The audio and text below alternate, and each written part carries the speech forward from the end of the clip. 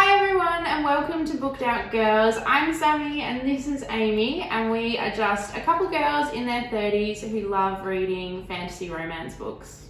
Really?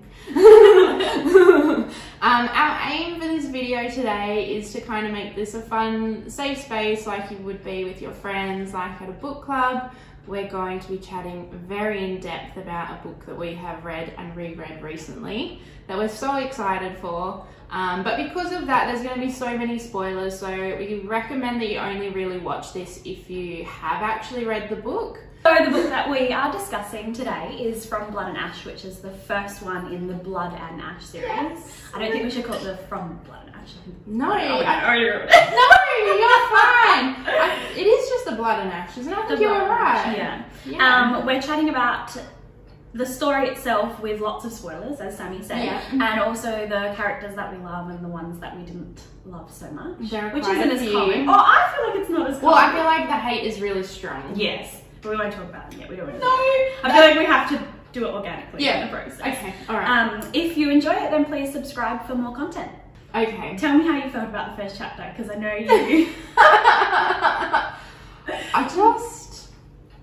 I don't think I was prepared for what was coming. For how good it got that quickly. No. Not at all. And I feel like I have to preface that I work in a children's library, so I read a lot of kids' books all the time. So to just get straight into it was pretty nice. What did you feel? Well, I'm a little bit more experienced in the genre, so I loved it. If anything, I would have said this book's going to be perfect for me because it sets the tone. It sets the tone perfectly. So I guess we should probably talk about what happens, right? I guess so. The first scene is she is in, I want to call it a pub or like a bar, but it's called the Red Pearl. Yeah. And everybody I around don't know what her, our real life equivalent of that is. I want to say like, I don't know, just the pub. I feel like it's the pub. The pub. Bit grungy. I feel like there's some suspicious characters in there. Yeah. So the pub, probably. Yeah. There's a lot more things happening there than what would happen at a pub I would go to. Oh, God. I already forgot. Okay, it's not then. It's like, it's a pub with a brothel attached. Yeah. And some dancing. Yeah. It's a country pub because there's like an inn upstairs. You would know all about that. So she's at the Red Pearl and she's undercover, for lack of a better term, because she is the maiden. Yeah. And she's veiled. Nobody knows who she is. And we'll get more into that, I guess. Oh, we should probably give a better introduction of who she is first. Well, she is the maiden. The people have read it. Of course, okay. And I feel like as well at this point, you don't know anything. Like you're going in only knowing she's the maiden, really. Yeah. But you can explain it if you feel like it. I think I did. She's the maiden. She's the maiden. And she's in the pub undercover, and she's out for a night on the town to experience life. Yes. And she gets it. Yes. And yes, she does. But that's so interesting that you say that, because I feel like that is something she keeps reinforcing throughout that chapter, is that she wants to live. And then I think you as the reader reading it for the first time, you're kind of like, why do you want to live? What is preventing you from doing this normally? Yeah, and then we find out later how sheltered her poor little life is. But we love that for her. We love the experience she has tonight. Oh my goodness. So what are the points we want to say about this? Okay. So, alright. I think she's kind of setting the scene. Yes. So she's talking about the people that have died outside the rise. Yep. And she's kind of part of it. Yeah. And you learn about kind of what the rise is, what it's keeping in and what it's keeping out. Yeah. I suppose. Yeah. And then she kind of talks about her dagger. Yeah, we get introduced to the very important dagger. So now, can I just clarify, is this her bloodstone? Is her dagger a blood? Because I've written bloodstone, but... And now you make me question it. But I'm pretty sure it's definitely bloodstone. Just so you guys know, Sammy read the whole 4 books and yesterday told me she didn't realise there was 2 different types of daggers. Yeah. Or 2 different types of like blades, I guess, because the shadow stone was on arrow tips as well. But yes, this is bloodstone. Okay. And the whole reason it's bloodstone is because it kills the Craven. That's specifically what kills the Craven. So it's been gifted to her very specifically to be able to protect herself. Yes. By her guard slash father slash... I want to say something about him being sweet, but we all know how I'm going to end up feeling about him, so I won't take it. We'll come back. Oh, honey! did. But rereading it, I can understand. Okay. Oh, Yeah. actually, yes, we should probably tell you that. Sammy's first time reading and my second time reading. Yeah. So slightly different Experiences. points of view and experiences. I think when we were going through it yesterday, I started feeling different things. We learned that Poppy can feel emotion, or sorry, we learned that she can feel fear and pain. Yes. Yeah. Yeah. So we Mental know or she has, physical, I think, at that point. yes. Or and we say feel, but actually she can taste it.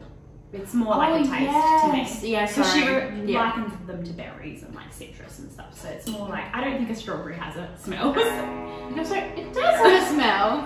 Anyway, tangent for another time. What else? Okay, so she's in there, she's given us a bit of this background, yes. And then all of a sudden her guard, Victor, the one we were talking about. Oh, yes! He walks in. Yep. Mid- No, but... Oh, tell me, what did I miss? No, but the lady. Yeah, she tells her to go once Victor gets in there. I know, but I feel like the lady we need... Oh, there was something I wrote. Oh, okay, so... Tell me what it is. Okay, hang on.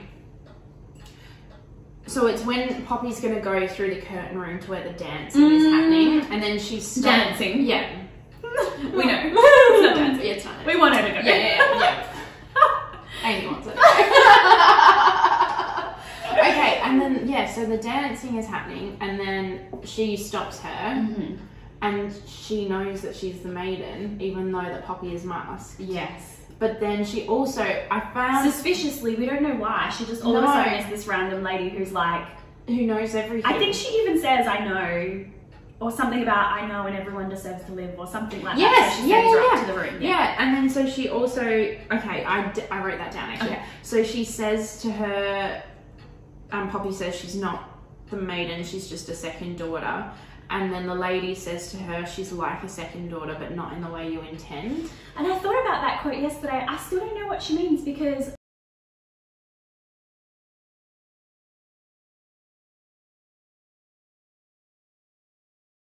I just think she's like a second daughter.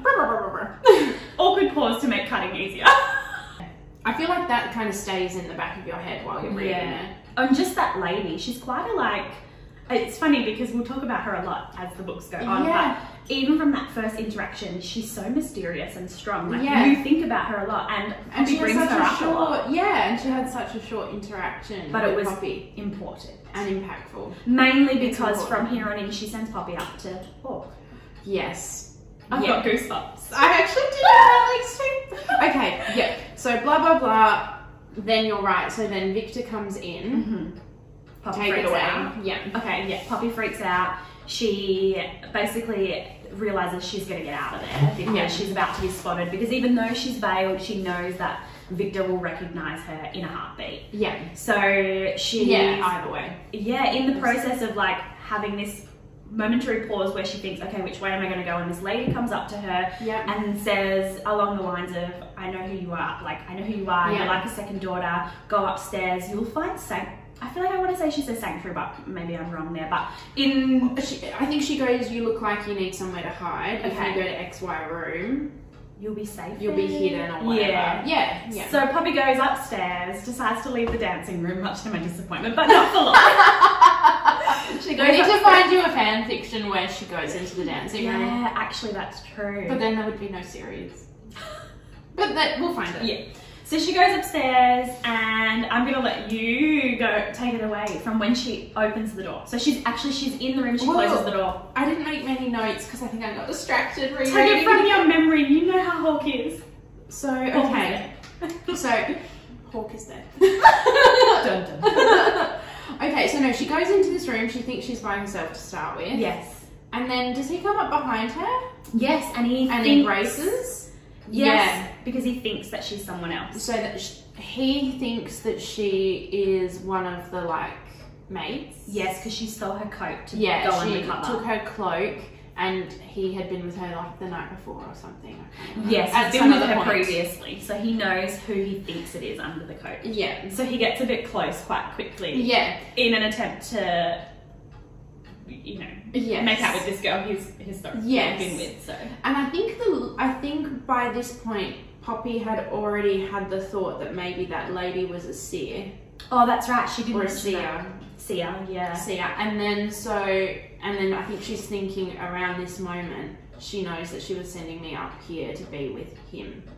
Oh, I didn't make that connection. I think she mentioned something like that. Okay. Like the lady must have known. Oh, yes, actually something along the lines of, did she know he'd be here? Yeah. If she was a CI. Yeah, yeah. Okay, so in Sue, and I don't know if you noticed, but I made a little note here last night after I saw Do you see it at the very end? You need to tell the people what the note is. So I put on the bottom of our list under the red pearl, just the word boobs.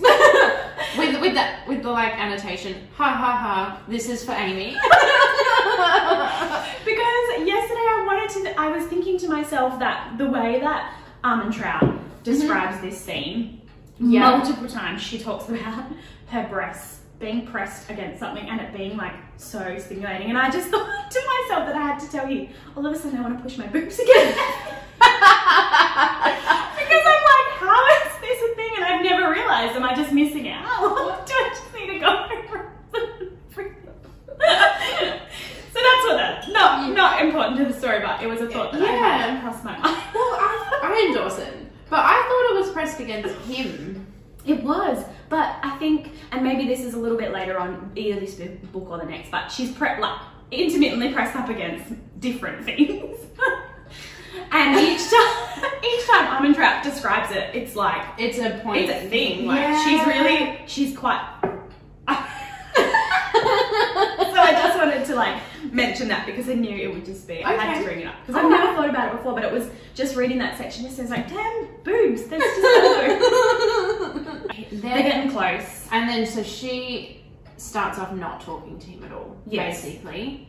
And then because she's panicked, she's the maiden, she's not allowed to be touched. Yeah, so she's not allowed to be touched, but she wants to at the same time because she wants to live. Yes, which is the reason she came to the Red Pearl tonight. Yes. Yeah. So she just didn't realise what she was in store for. Okay. Oh, but yes. So anyway, they end up on the bed doing a little bit of PG, kissing, some light petting through her gown. Yeah, he was her first kiss. Yeah. And I think it's somewhere near that first kiss that he realises that it's not this other girl he thought it was. And I think her name's Britta. Britta, yeah. And he realises it's not her and he pulls away and he's like, who are you? Yes. And that's when this kind of conversation begins, somewhat one-sided, like, what are you doing here? Take your hood off, tell me who you are. Yes, yeah. And then they have that whole talk about death and they kind of talk about it in a similar way. Like, they talk about it quite deeply. How does that even come up? I can't even remember. I can't remember. So it's going to be maybe even chapter 2. Caught off guard, Victor was there. Oh, yeah. And then... While you're looking for that, can I just make a note? I realised in my notes I wrote, Poppy refers to him as someone who's seen, like when she's viewed him before, he seems like someone who is caged. And that like an animal prowling cage, like the cave cat that she's seen. And then she like also mentions that whenever she feels or tastes his emotions, he always feels as though he's in pain. Yes. I think, does she taste his emotions early in this scene? I can't recall, but I think she probably does. And that he feels quite pained. Yeah, but I think it was also before when she's seen him around. Because some context for Hawke, he is like the hot new guard that is meant to be really good in like what he does, but also all the women in court notice him, even the Duchess. Yes. Do you want to talk about why? Because do you want to talk about the sword scene with the arms? Sammy loved. It wasn't even a scene. It's just like a spoken memory in her head. One line. You love it. So okay. So I don't like visualize things when I read, which is a whole nother thing to discuss. But so she's talking about how, like, once she realizes that it's him, she's talking about how she's seen him doing his sword training in the past. And immediately when she was talking about this, when I was rereading it for the second time, I was imagining my husband dressed in the same way doing this sword training, and I had to put the book down. I don't even, and you say dressed in the same way, but where do we even buy a pair of breeches for our bodies? I don't know. If anyone knows. Asking for a friend? Asking for a friend. But also not. This is a safe space, guys. We all know. Okay, so I found it. They're kind of making out, and then she's basically getting real feisty because we love Poppy. She's quite even though she's veiled and she doesn't speak inside, internally, she's able to really easily voice her opinion with Hawk. And she's like, get off me. And he's like, no, you like it. And she's like, I really don't. And I think it's rude, you're still on top of me. And we're like, oh yeah, so rude. I love that so much. But the thing is that they kind of get chatting about the fact that why you're here. And then she says to live and experience, and then they get talking about his family and his father being a farmer, and he happens to say that they're past, and so they get talking a little bit about death, and I think that's when she maybe feels the pain from him for the first time. Okay, all right. Yeah. So that aside, that scene, that first whole section of the book, right, is quite intense, and we love it. Yeah. And then it really sets the tone. It does. Oh, and then so what happens is then a character called Kieran comes to interrupt and says to Hawk that so confused for a moment there. Says to Hawk that he needs to come and address something or other. Hawk argues back, blah blah blah, and then he's like, no, you need to come. And then he says to Poppy, wait for me. Oh. And she promises. He says, promise me. She says, yeah, I don't know if she says I promise or she says I will, but she basically promises. And then she breaks the promise. Or does she not say anything? Oh, no, I think you're right. I think she does. Yeah. And then so he leaves to run this errand with this character. Yes, but first we need to talk about, only because I really don't know how I feel about it, how he calls her princess. It reminds me of Star Wars. Why? Well, she's actually a princess, but like, Leia? Do they call her princess? Han Solo. I feel like that's what's inspired it, surely. Yeah. I think it's foreshadowing. It is foreshadowing, definitely. And I think this came up yesterday, but there's certain things we can read in a book, but the thought of them happening in real life. True. Yeah. And I'm always so strongly on the fence about princess. Wow. But and I can't say it, but there's. We'll talk about it. We'll talk about it later. But there's other things he says that I'm not against. Oh. Do we keep moaning? I think it's fine. They'll have to stay tuned for the next one. Yes, absolutely. Which will be coming shortly after because we've already read all the books. Okay. So it won't be long. Alright. We've got Christmas in between. No rush. Okay. Yes. So back at Castle Tierman. Yeah, which is where Poppy lives. Yep. After the red pill, because she obviously doesn't wait for him, and that's just a cut scene, and now we're back here. Yes. She can't sleep. And you just really want her to stay, don't you? Yeah. It's probably the first major disappointment of the book. Like in terms of like... I feel like your first major disappointment was not going to the dancing. Oh yes! My second major disappointment. Okay, so we're back, blah blah blah. She meets Tawny for the first time. We meet Tawny for the first time. Oh, we meet Tawny for the first time, crikey.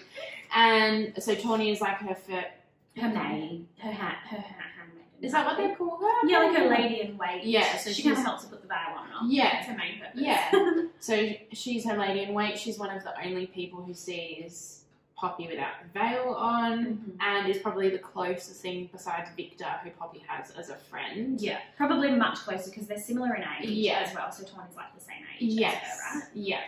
But then there's just an underlying thing where Poppy's not sure whether she can trust Tawny or not for whatever reason.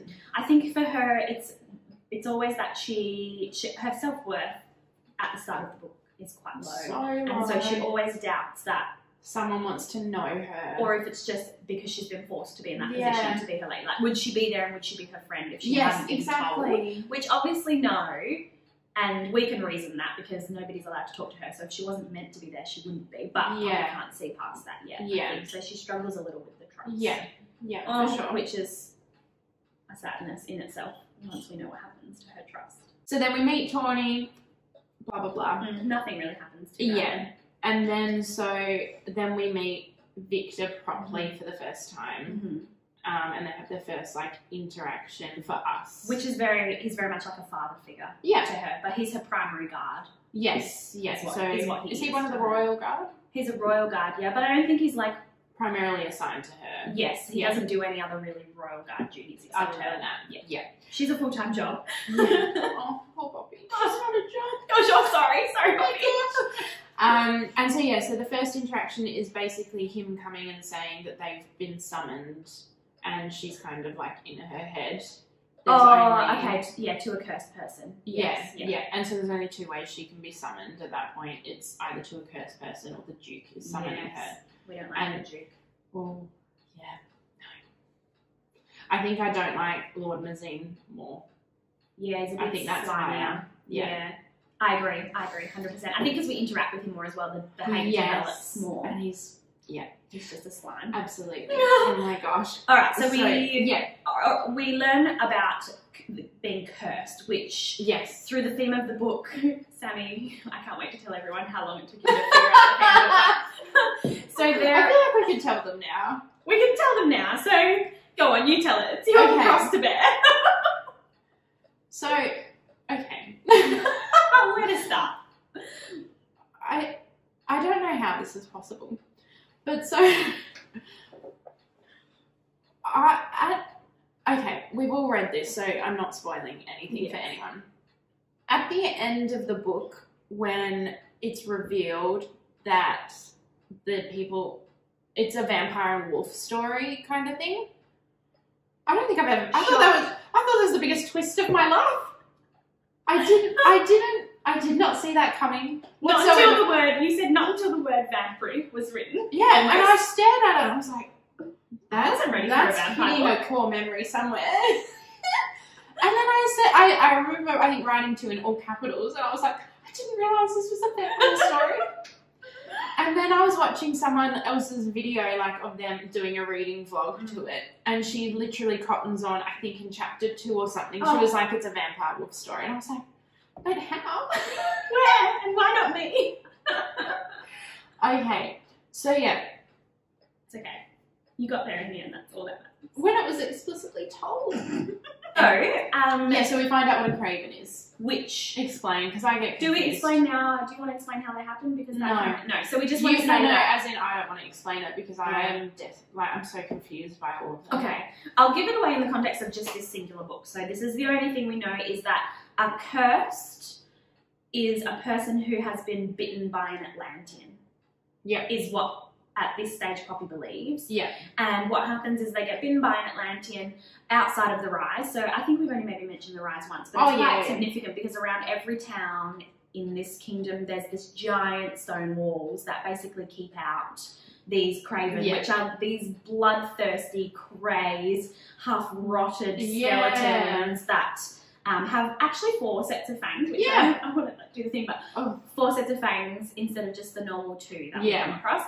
And they basically, once they bite you, you've got hours to days before you turn into one of them as well. And you would kill everyone you know and just tear through the town. So when it's believed they're controlled by the Dark One. It's believed that they're controlled and they're controlled by the Dark One. Yes, and the Dark One is the Prince of Atlantia. Yeah. We know that. Yes. Well, we find out shortly, but we know that through this book. Yeah. And so we go to get summoned to a house where there's a cursed person because what the royalty is currently doing is executing them publicly, which is quite sad. Like upon, Yeah, they're just ordinary people who have been, travelling the Rise for food or something, messages, and they've been attacked. Well, I think they're so desperate for food and things in those lower socioeconomic areas. And then no choice to go outside. But also some of them are like hunters and things as well. Protecting who have to but I think some have to go beyond the Rise as well to get resources. Oh, yes, to hunt. I assume huntsmen.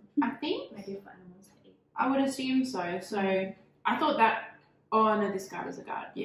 Yeah. Okay, continue. So she rocks up to the house with Victor, and it's pretty tense between them because I think Poppy, we've mentioned before, she's quite opinionated and she's strong-willed despite being so sheltered, and so she wants to go to see these cursed people to use her gift to help them because she can sense and taste fear, but she can also take it away. It's something we learn here in this bit. And Victor's quite like, you can tell he doesn't want her to be there because it kind of goes against all the rules. No one actually knows she's hidden. But I think he's quite proud of her as well that she does it. Yeah. So he's got that conflicting thing. So they rock up to the house and there's this poor woman whose husband has been attacked and they've summoned her basically because she can't kill him herself. So they put a little and he wanted to do it himself as well, didn't he? Yeah.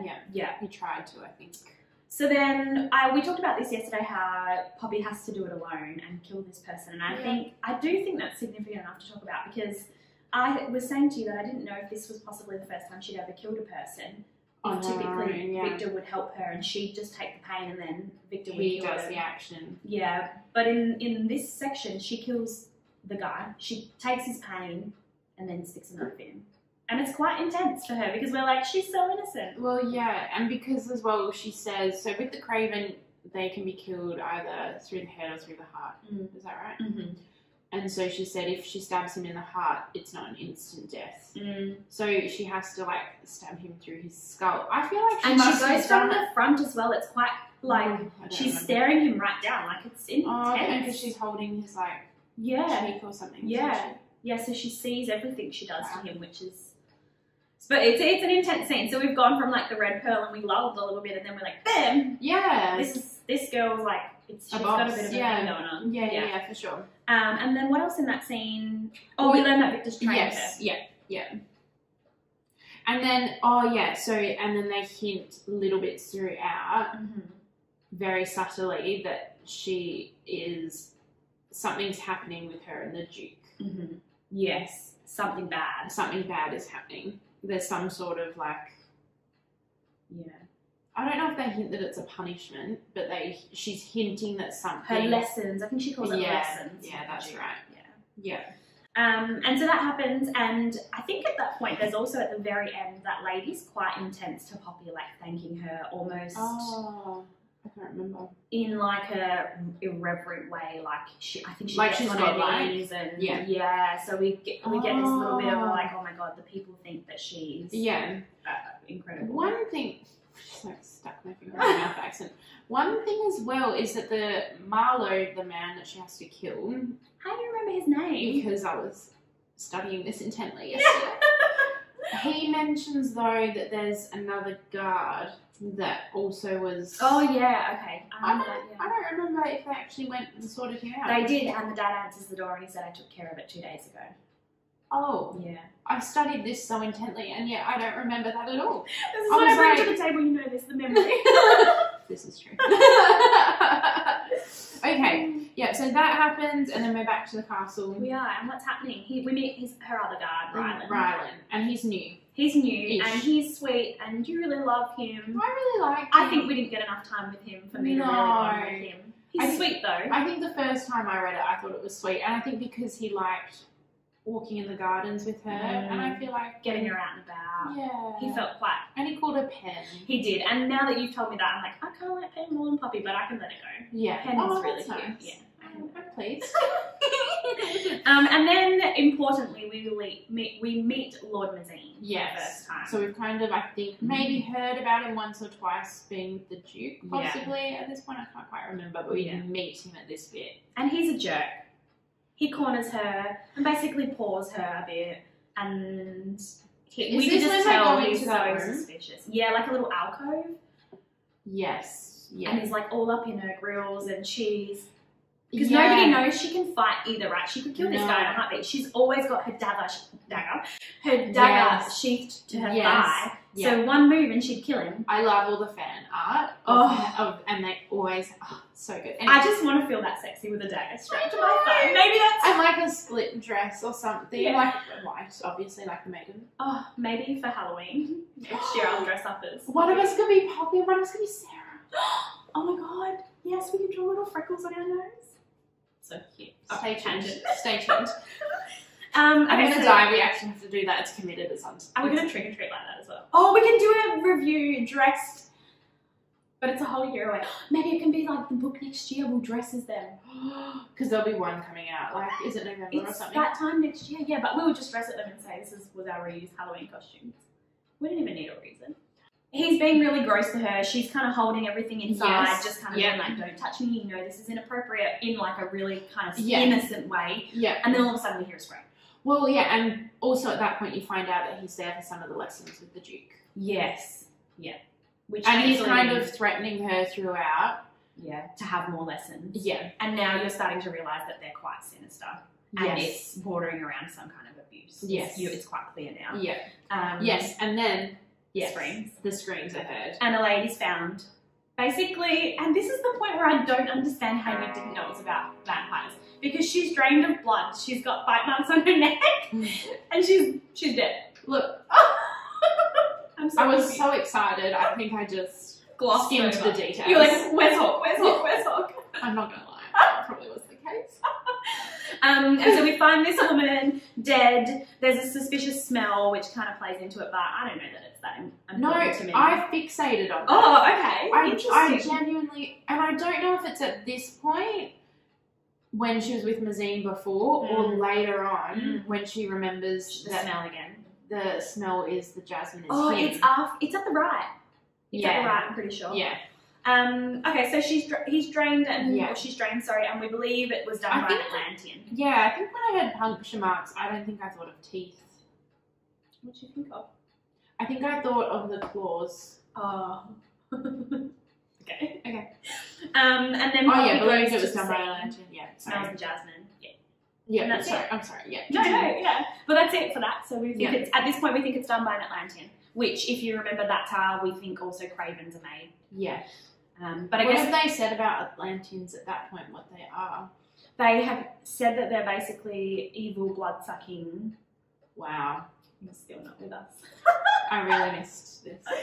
And then this is your scene. You like Rylan more than me. Go on. Your poor boy. So in the previous scene, he's taking her out for an evening walk. Lord Mazine interrupts, and then the next night, I think it's the next night or the night after, he comes to take her out again to make sure she's getting out and not the garden. wallowing kind of thing. And she loves the garden at this point. We realise it's such a special place to her. Yeah, because she loves the jacaranda trees. And so and that also night blooming reminds roses. Yes. Which, in my mind, I just can't picture, but they must be beautiful. They're black. They're black roses. Oh, I see. I think I envisioned something from Zelda, but anyway. Okay. Maybe show me later so I can get a picture. Yeah, okay, good. In them, they're like a glowing blue. Oh, but, maybe like a really deep black blue. Like, almost like a certain book boyfriend's eyes. Oh no, they're violet. Okay. Reeds. But what about... What colour is his?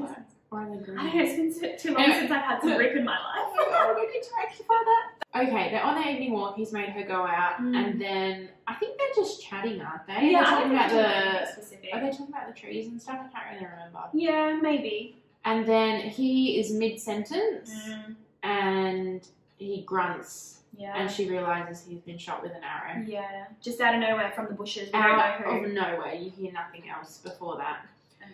Yeah. And so then... This bit I forget about. I'm glad you made a note about it here. About her stabbing the guy. So the guy who shot Rylan all of a sudden comes out of the bushes and tries to take her. Yeah. Yeah. And she's got the dagger. She's to her thigh.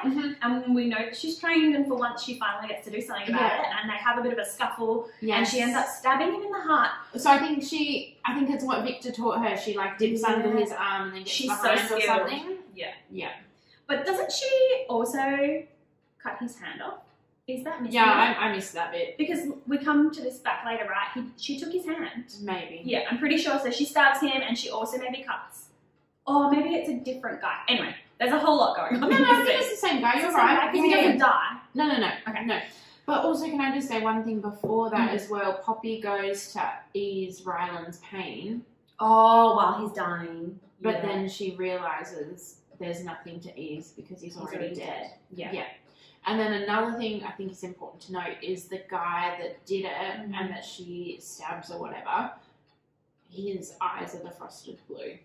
Because I think Armentrout she refers to eye colours a lot. Yes, and we haven't actually talked about, I was just going to say the wrong name, but I was going to say Hawk's eyes. Yeah, they're like a honey, aren't they? A beautiful honey, yeah. And I remember seeing something on Instagram the other day actually about like reading from Blood and Ash and being so unsuspecting, and then talking about the eyes, and then it just flashes all these beautiful different colours of like, that beautiful like Albany gold, and it's like a fall tree and a piece of topaz and like a fire. I love stuff like that, yeah. I'll have to find it for you. It was just yes. Okay, and then so we assume that the man is a dissenter, which we haven't touched on, but dissenters are essentially people who follow the Dark One. Yeah. And believe, and they support Atlantia and hate the crown. The Ascended. Yeah.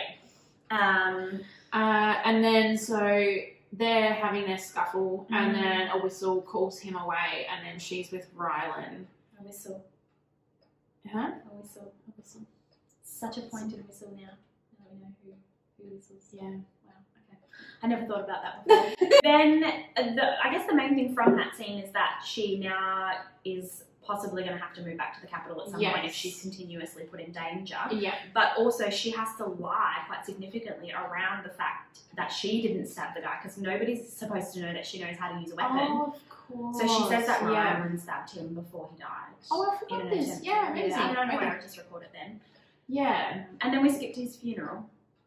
Yeah, I think that other stuff did occur between them, but I don't remember. It doesn't seem like it was maybe that important if we didn't make it No. I think it's important to note, like with her going to the capital, she is considered the Queen's favourite. And that when you find out more about their relationship, like you learn that the Queen kind of looked after her for a bit of time. Yeah.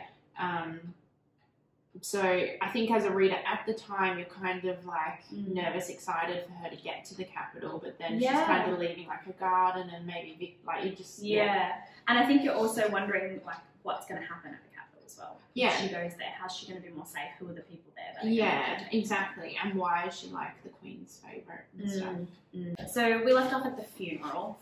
Okay, yeah. So she makes the point that she wants to attend the funeral. Yeah, and I think after I think Hawke makes a comment that meant something to the guards, didn't he? Yeah, and we also, I think, realise in this moment that she's quite good at like understanding when she's maybe done the wrong thing. Like she's got a pretty good moral compass because she realises that Victor was hesitant to let her go because he'd have to guard her and worry about her, but he wanted to light the pyre and be there for Rylan. So she realises that, and she has a little bit of regret about going, which is a really sweet thing. Yeah, and I think the biggest thing is that Hawke, at this point, makes a reappearance for the first time since we had him in the room. Yeah. Let's say we had him.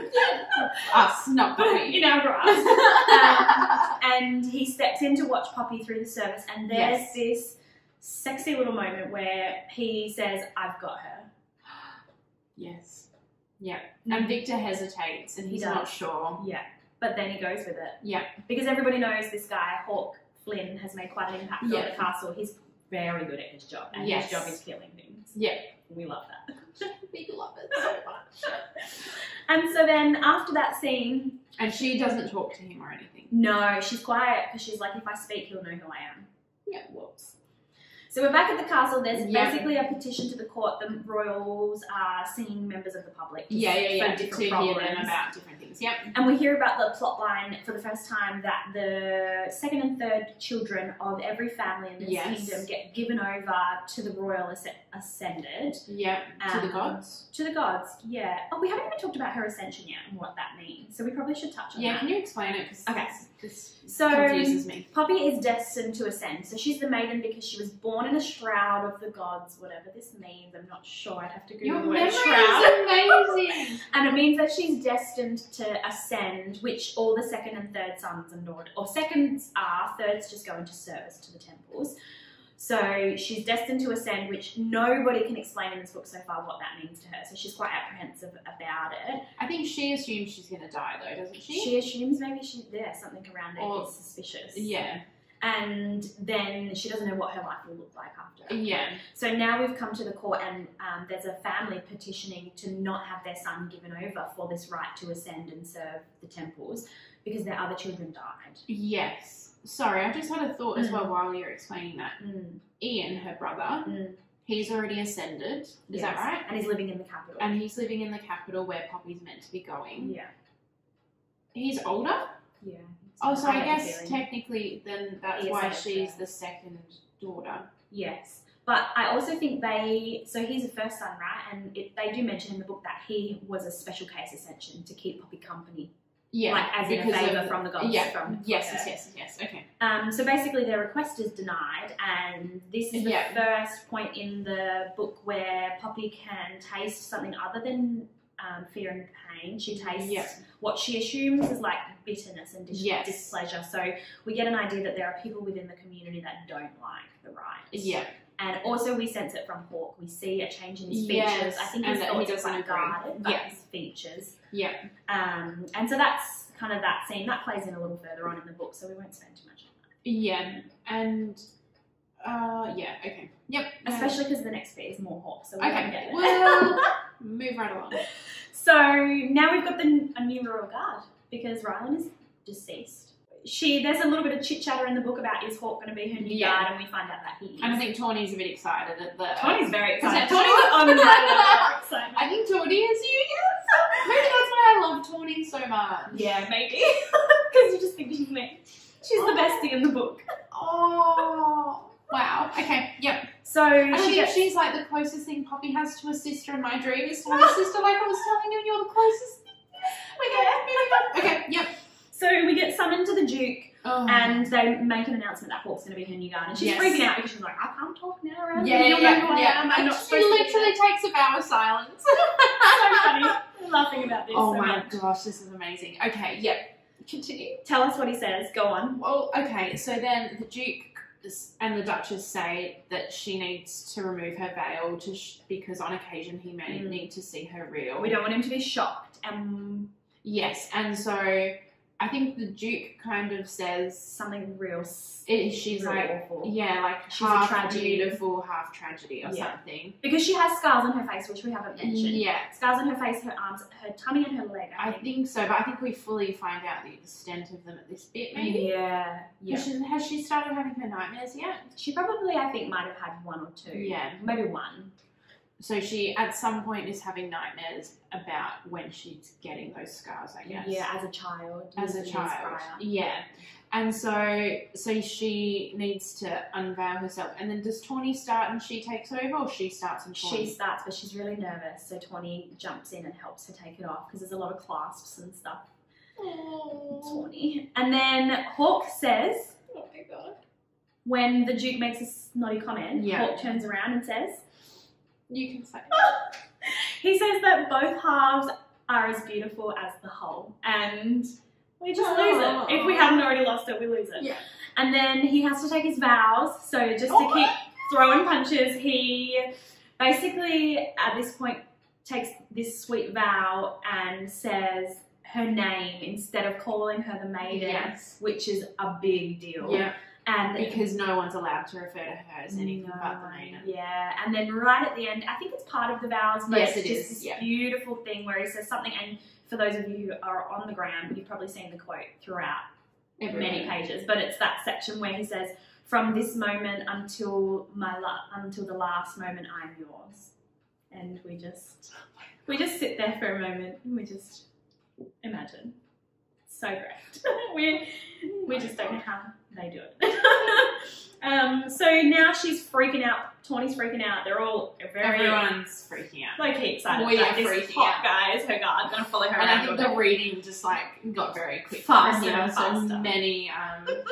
many details were missed. So good. Okay, so then she kind of doesn't trust him to start with. Because she's wondering why doesn't he recognise me? Does he and he's just lying about it? What's going on? And then she just doesn't want to talk to him or anything because what if he finds Without out and silence. then says, oh my gosh. And then we have the scene in the atrium, which I didn't realise, is it like a real atrium like in Like a guild? glass ceiling? Yeah, I never thought of that. They have one in the guild as well. Oh, does it have actual birds in it? I don't think so. I picture this one actually not with a dome ceiling because that's specifically described in guild. I just picture it as glass windows that they're sitting So is it by like the a window garden. conservatory? Yeah, I would say. But no plants. But no plants. I don't think. Okay, so it's just Why do we need glass. plants? We have Hawke. We don't need any other adornments. And we are having tea, and Poppy's not supposed to interact with anyone. And so this scene, there are two girls that happen to hop down and start having tea with her and Tawny, and it's a bit naughty. Yeah. She knows that she's probably going to be punished for it by the Duke. Duke. How do you say it? Duke. Duke. And so they're chatting away. Yeah, and she knows that she should leave, but she stays. And she's kind of just sitting there in silence, and that's the way she's justifying it. She's not interacting technically, she is just sitting there. Yeah. But then these girls do say something a bit a bit off about being bored and wanting a little bit more excitement in the form of basically the dark one. What if he was in the castle right now? And Poppy kind of loses it a little and kind of not shouts at them, but just all of a sudden speaks up and says, that's a really crazy thing to say. Lots of people would be killed. She kind of calls them out. But before that, and I have forgotten about this, and you reminded me. You have to say it because about the way he's standing at the window. Oh no, not yet. I meant how I have to paint him. Forget about what I was going to say. Let's talk about that. I was talking to Sammy yesterday about how rereading that particular scene to make notes for the video, I just had this urge to want to paint Literally, there was a pause, and then this.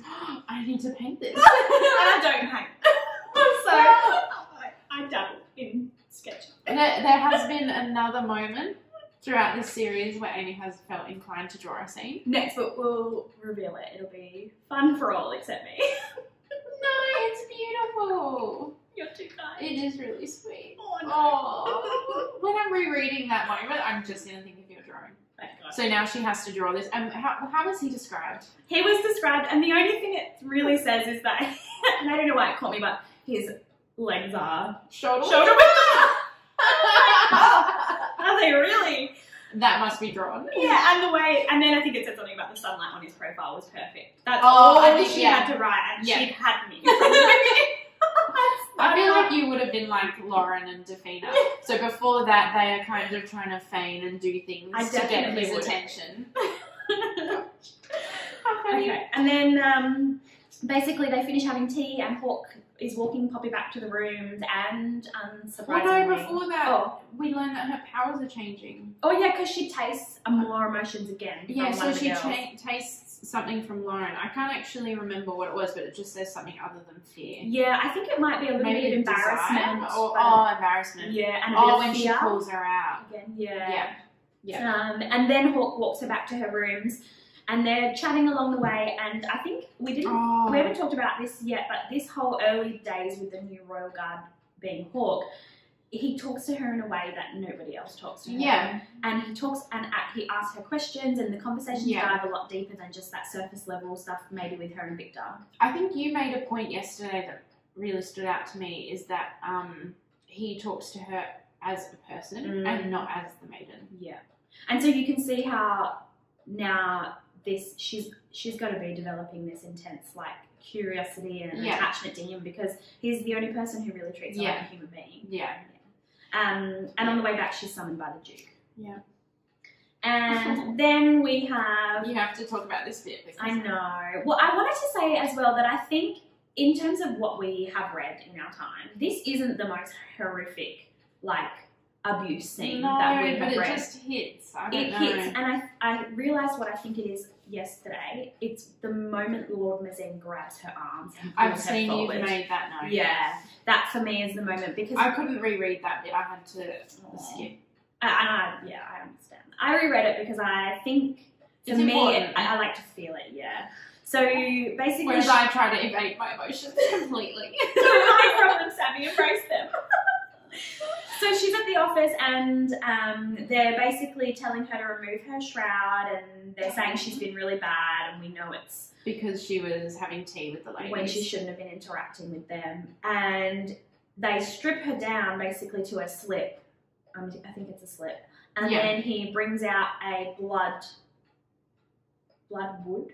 No idea. From a blood tree, a cane. Yes. And he proceeds to whip her with it and her reaction is to want to shield herself. Yeah. And then that's that moment Lord Mazin comes around and grabs her arms and pulls her over the desk. And it's just pretty horrific. I think that's why for me it hits really hard. Yeah. And so obviously now at this point we loathe them.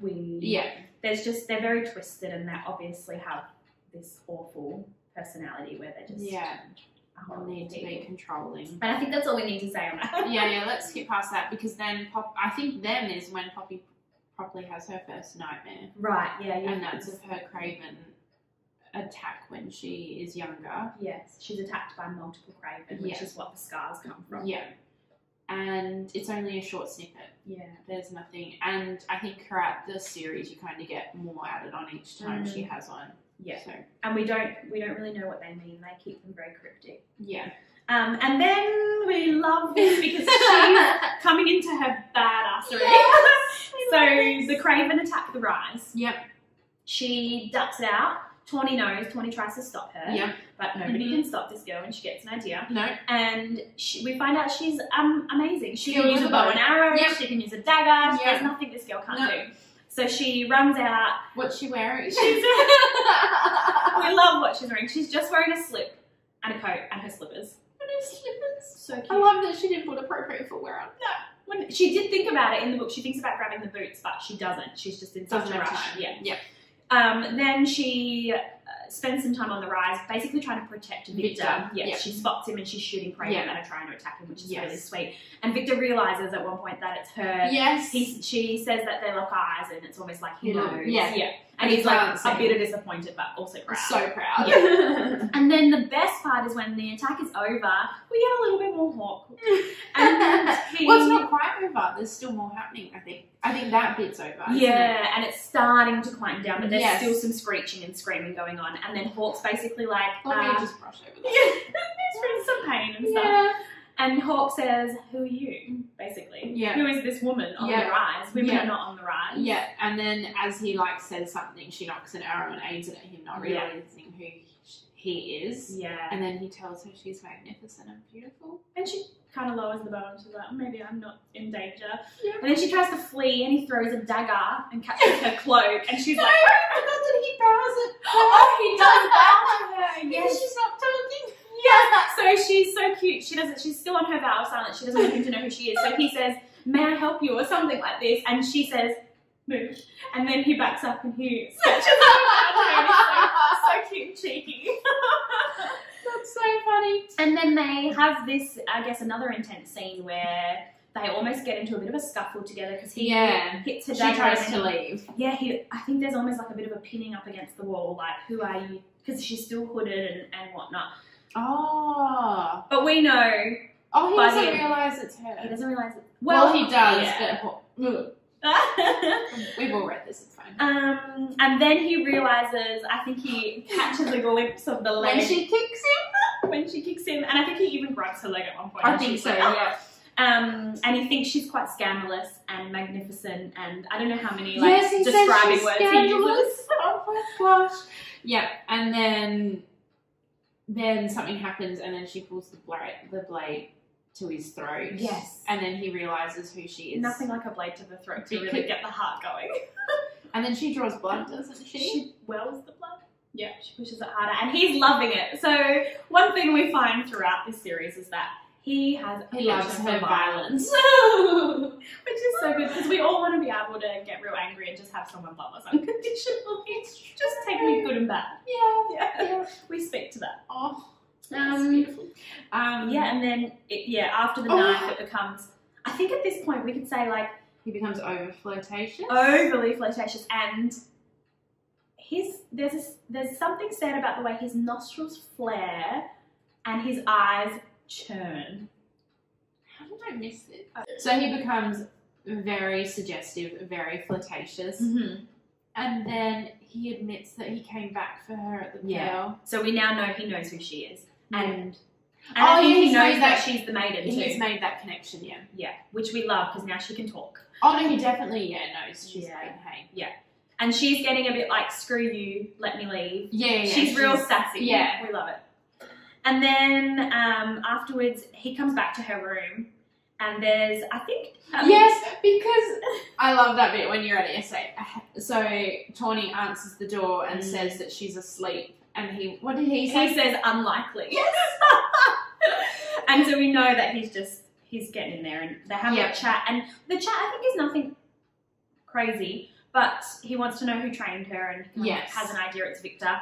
But the biggest thing for me is that there's a moment where he tells her, or is this where he tells her to take off the veil? No, because she's I don't not think wearing she it has out. it on. Okay, maybe But that's this is the later on. bit where she tells him how she got her scars. Oh yeah, it's really Yeah. sweet. She Because opens up to he him was about like, that. we need to talk. And that's how she kind of says she was trained because she didn't want to be helpless like she was when she was a child. Yes. And then we go and the Duke and Duchess have like take court, is that how you would say it, and basically say to the people that this has occurred because they've upset the gods. Which is a way that they control the people. Yeah. Keep them giving their children over by saying that if they stop, the gods will be really angry. Yeah. The and that's why the Craven come. Yeah. And then a man basically in the crowd yells out, "Liars, liars," kind of thing. And he yells out this really important saying, which we get a lot throughout the book. Oh, yes, I forgot about that. From Father Blood and and Ash we will rise. Yeah. And then throws a Craven hand. That was beautiful. Oh my gosh. And that's really, I think in that moment she gets a bit overwhelmed emotionally from the crowd, all the senses, but nothing else crazy there. And then... Oh, and then she realises that Hawke seems to hold similar sentiments as that man. Something about how he feels. Afterwards, they come in and he says something, well, have you ever seen the third children? Yes. Apologies, that's my cough. So we know that he's a bit suspicious as well. And he has questions, he doesn't just go along with it. Yeah. Okay, and then Poppy goes to talk to the Duchess about her powers being different. Yeah. And the Duchess essentially says that they're probably just maturing and it's natural before her ascension. And then Poppy, I think, asks about the First Maiden. Yeah. And there's not a lot of information given. No. Just that she dies at the hands of the Dark One. Yeah. Okay, and now we have the first pivotal moment. Important. Yeah. Because Poppy's having a lesson with one of the priestesses and she's basically reading verbatim from a book, it sounds awful, about the history of Solace. And the lady's really cruel. She's a bit like shriveled up and like... Yeah. And she attempts to slap Poppy. Yes, for Poppy questioning something. Yeah, and Hawke steps in and he grabs that hand before it makes contact. Yeah. And this is the first moment in the book where you're like, nobody else has stepped in. Everyone's there to protect her and she's important, but nobody stops her. Which is where you're conflicting feelings of Victor. For Victor, yes. Okay. Whereas Hawke is crystal clear. I'm like, you don't stop that. Yeah. So that's really important, really special. Yes. Oh. Okay, so wait. He stops the slap. Yes. Yep. And then they... And that's because she asked what would happen if she refused to ascend. Yeah. Because she's like, what the hell is this and why do I have to do it at the end of the day? Yeah. And then the lesson kind of is over because the priestess lady's like obviously shook that Hawke did that. And so they leave basically immediately after. And then Hawke kind of talks about how he gets it. He's like, everything else that everybody has and takes for granted, you have nothing. Yeah. Like you have no privileges afforded to anybody else. And I think he also mentions how he knows what is happening in her lessons with the Duke. Or he alludes to it. I think it's important as well because she obviously at this point must be feeling like, oh my God, he gets it. He sees me. Yeah. He knows. And I think everybody else is just going along with it like this is normal, but he's questioning it and exactly. I'm questioning it. I think because he's questioning it, it's kind of giving her the confidence to question it as well. Question it, yeah. Yeah, exactly. And then we have... This has to be one of my favourite bits. I was going to say, I think this is my favourite scene. She loves to read, as all of our main characters often do, because we love that. Yeah. And she sneaks out again at night, kind of like the night she went to the Red Pearl, except she's going to the library. Amazing. Under the cover of darkness. That's probably what I would have done instead of going Pearl personally. And she finds this book specifically that she has been interested in because the girls were talking about it. Yeah.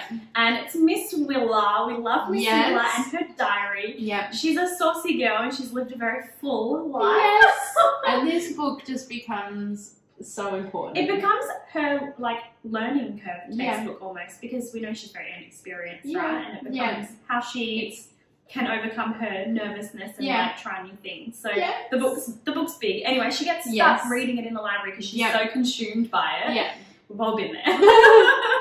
And then the Duke comes and she freaks out. Yeah. So she climbs out a window. Of course. On a ledge, which is like... Because that's what anyone would do. Yeah, you definitely don't want to be found. No. And she's like, there's a discussion with the Duke with a guard about the dissenter from the Craven Hand. The Craven Hand. And they're basically just saying they've tortured him for information. Yeah.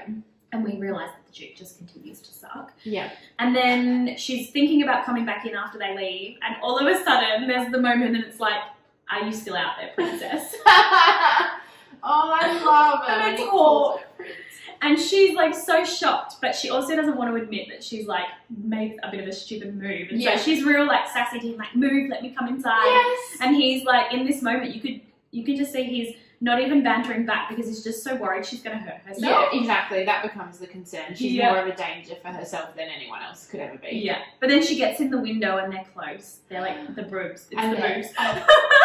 They're pressed. They've returned. Yeah. And there's this like steamy moment where all of a sudden, I think she admits that she wants him to kiss her again. Oh, to herself or to him? To herself. Oh, to herself, definitely. Yeah. And then we realise that he even knew she snuck out of her rooms through some secret servant's entrance, and he had no idea how she got out. So he starts to be real flirtatious, almost really making her think this kiss is going to happen. Yeah, because he's trying to sidetrack her to get her to get information. Because we find out after kind of he is feeling what she's feeling.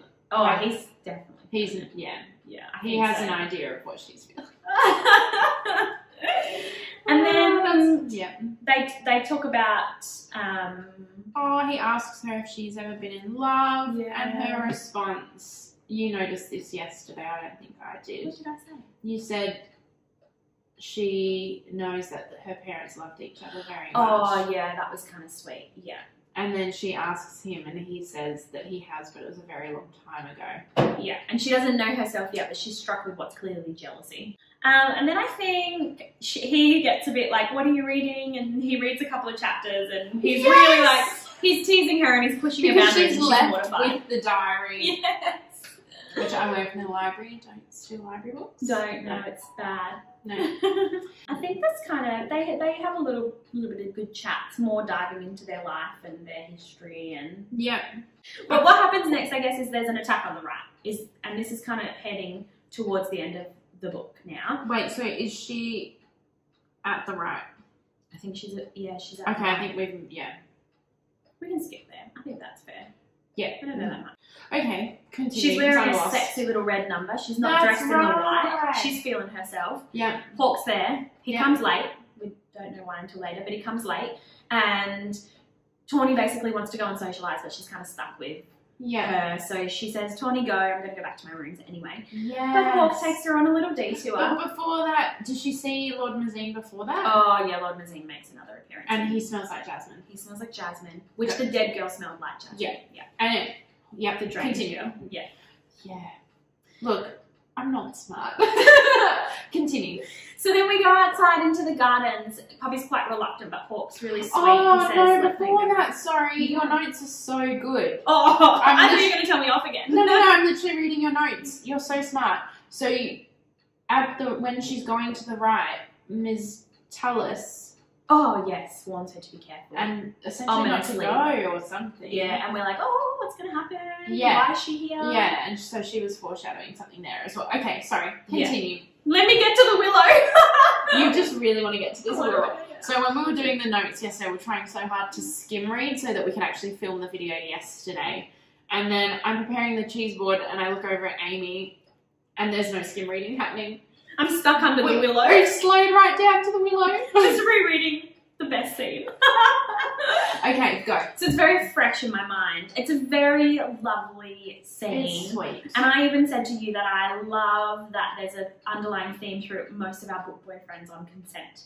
And they wander into the willow and they're sitting down on a bench and he can tell she's into it and she's definitely into it.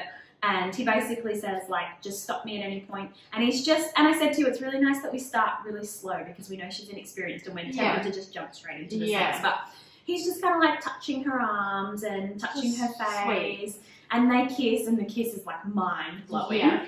It's just like lighting up. Just like your face has now. And then he nothing kind of really happens, but he dips a bit lower. He's kind of touching her legs and stuff. Anyway, she's like all for it. She's about to have sex with him on this bench, but he stops her because he knows that that's not the right way, the right thing to do. So after a couple of chapters and some good juicy stuff, we leave. On the way out, we see Victor. Of course we do. Yep. Oopsies. He's real mad, basically. He's having a go at Hawk, and we get this first violent glimpse of Hawk because we know he's quite aggressive. I guess protective. Yeah, how he speaks. Because the way he kind of says it is that if you don't leave me alone, I'll hurt you, but I don't want to upset Poppy. Like, that.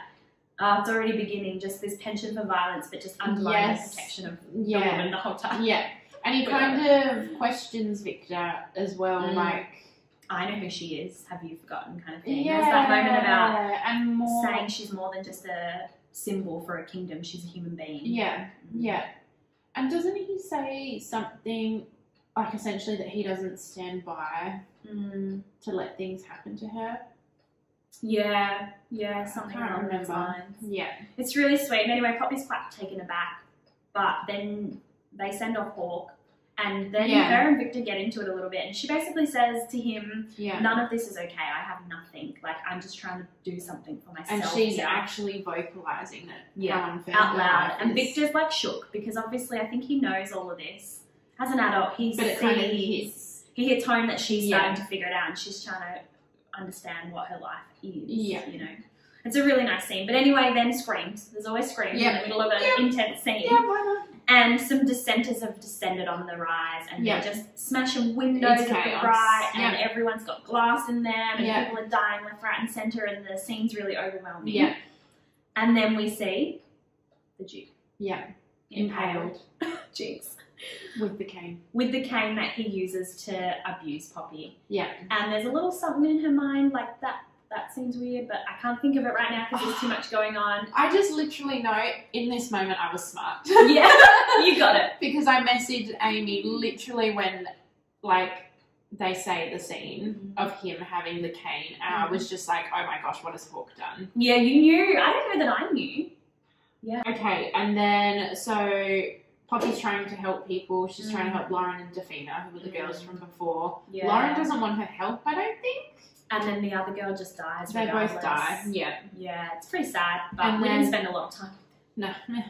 And then, well, they're the reason she got in trouble, so I don't really care for them. Yes. Yeah, I agree. And then they flee with Victor and Tawny to find, or she flees with them to find safety, and they somehow get, you know, they're in a room with the Duchess and Lord Mazine, and they've all kind of barricaded themselves in there. And then from there, Lord Mazine kind of makes a big deal because he's seen that Poppy can defend herself. Yeah, because they've attacked some dissenters to get there and get in the room safely. Yeah. And so also there's this moment where we realise that the Ascended, despite being immortal and exceptionally strong, just sit there and do nothing. They don't do anything to protect. It's Poppy and Victor that are... And even Tawny picks up something and smashes someone on their head. So proud of her. Oh my gosh. But then Lord Mazine, is that when he makes the comment about her lessons not sinking in?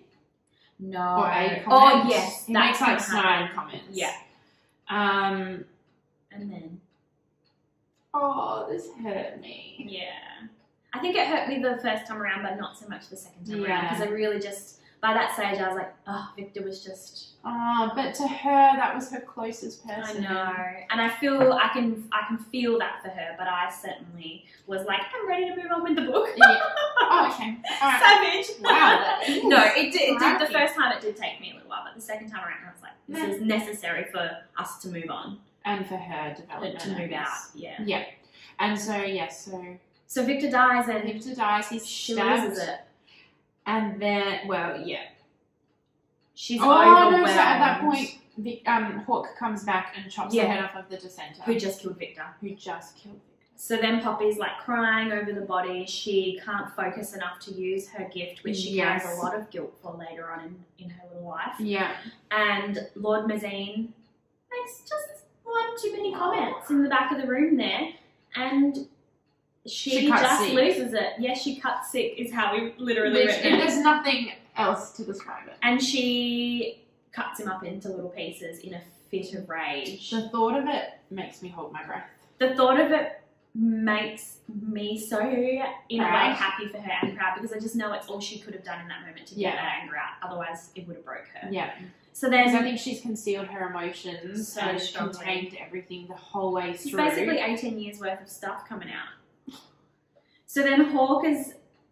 I said to you yesterday, I thought the way I read it the first couple of times was that he was quite, I don't want to say disgusted, but like, oh my God, with the way she behaved. But this time I read it I was like, he more says it in the way that he's like, oh God, Poppy, please stop, because he's like, he can see how much she's hurting. He just needs her to stop being in pain, and not stop it hurting. Yeah, Lord Mazine. Yeah, it's so beautiful. And then he has to knock her out. He has to knock her out and get her in the bed. Yeah. Well, get her to bed to recover. Yeah. Should we stop there? Yeah. Okay, we've got a bit left. Not too much though. No, we're doing really good.